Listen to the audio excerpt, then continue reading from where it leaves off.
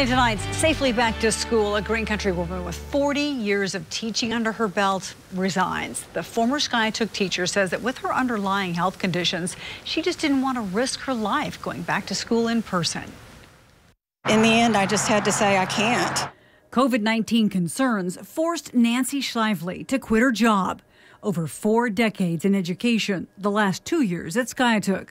I'm over 60, I'm overweight, and none of that was going to work for me if I got COVID.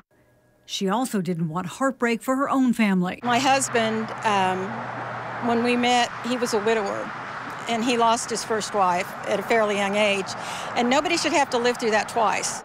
She says it was a hard decision to leave something so ingrained in who she is. I love teaching, I love the kids, and I'm worried about them. Adding she may have stayed if a virtual option were provided. Nancy's story first gained attention after an op-ed in USA Today, where she says she regrets voting for President Trump because of his response to the pandemic. She says teachers are at the end of the chain, feeling the effects of decisions made by those in power. I'm just not willing to take the consequences of all that failed leadership with my life. The State Department of Education was asked how many teachers have resigned due to COVID-19. They say they don't track that.